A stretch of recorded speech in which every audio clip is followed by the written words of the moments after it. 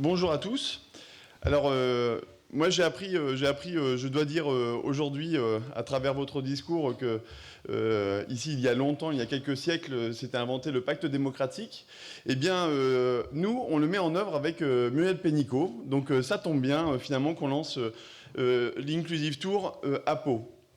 Pourquoi? Parce que le Conseil de l'inclusion, que la ministre a bien voulu instituer, finalement, elle m'a demandé, mais à travers moi, c'est surtout, elle a demandé à vous tous, acteurs de terrain, de co-construire avec elle les politiques publiques qui permettront demain de bâtir cette société inclusive.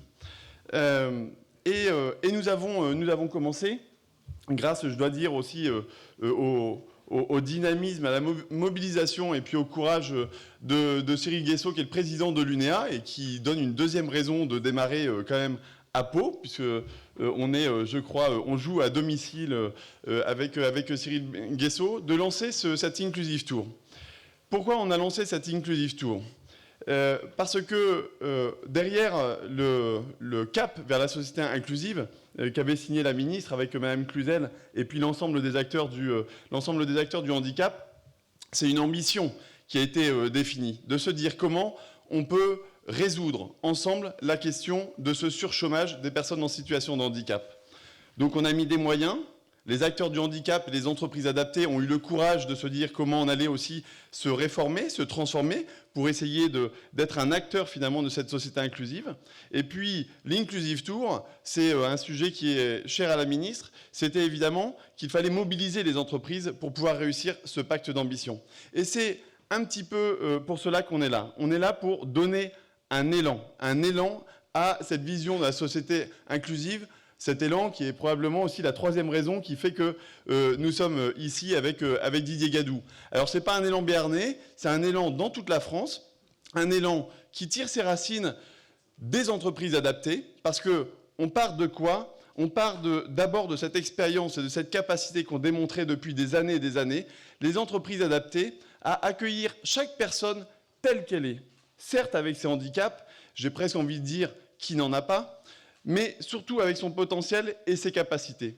Et ce savoir-faire-là des entreprises adaptées, la société tout entière en a besoin, les entreprises en ont besoin. Cet élan, il peut s'inspirer ensuite de la somme des initiatives. Il y a Total, il y a Safran, il y a Airbus, mais je pense aussi qu'il y a une multitude d'acteurs de PME sur le territoire, etc., qui n'ont pas attendu pour s'engager sur la question du recrutement, de l'intégration et des partenariats avec les entreprises adaptées sur le handicap.